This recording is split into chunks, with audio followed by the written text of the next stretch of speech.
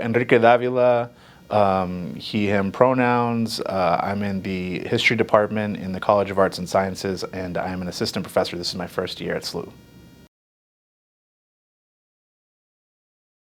Well, since this is my first year at SLU, I'm still looking for many opportunities to be able to start contributing, whether that be as a faculty mentor or just talking to students at SLU.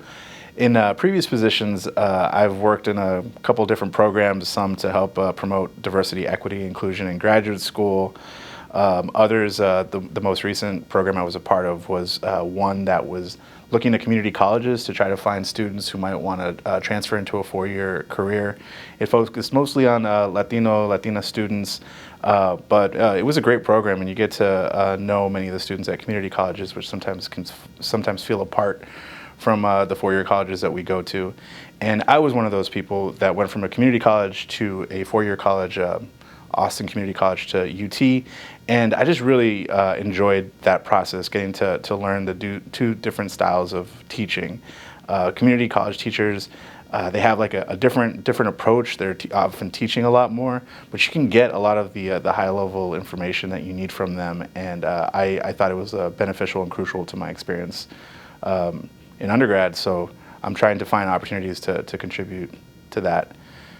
In the classroom, you know, my big thing is I try to encourage students to think beyond what they know. Some of the beliefs that they hold dearly, just go to college to just question them, see, you know, play around with them. The classroom's a good time to experiment with that, and that's something that I really encourage in the classroom.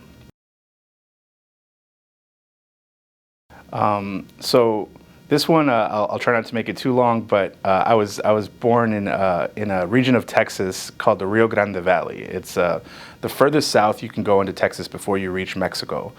And this area, the valley, has a very particular culture. It's a kind of a blend of northern Mexican and South Texas culture. On the streets, you can hear people speaking English, Spanish, a version of Spanglish.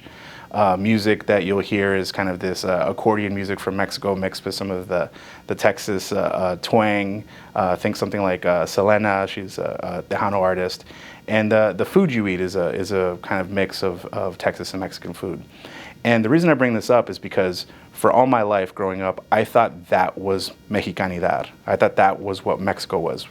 Not only is it in the US, not in Mexico, but it's this kind of very narrow regional version. And when I got to college, I started learning about all the different forces that create ethnicities, identities, and nationalism. You take something real basic, like al pastor tacos, something that I thought was, you know, in the DNA of Mexican food. Well, I learned that it's a 1930s Lebanese import that has to do with the Ottoman Empire falling, and it's things like that that kind of blow your mind in classrooms. But then there's also meeting people. Like one of my best friends, he was born in Mexico City, like a real Mexicano, and he drinks espresso and eats croissants, something that my aunts and uncles would never do, coming from like a working class family in South Texas. So I say all this because I think the majority of my research and teaching has been to teach students to think beyond categories and generalizations.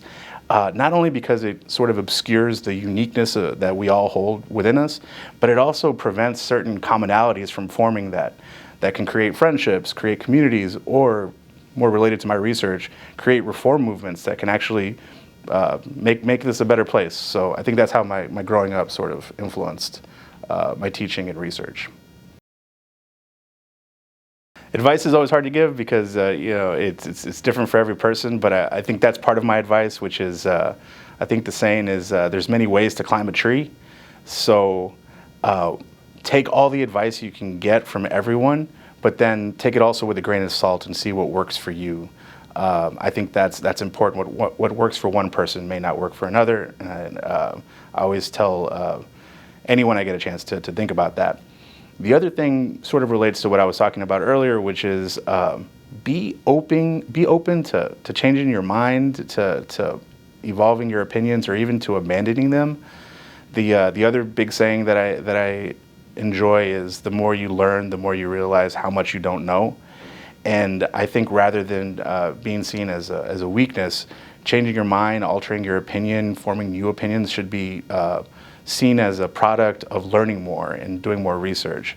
So staying open to changing your mind, I think that's the other big one for me. And lastly, one thing that I haven't been able to practice because I've been in academia for a long time and I've been jumping around different cities is I haven't had the chance to set my roots down in one place and get to know the neighborhood and the city that I live in specifically as well as I'd like to.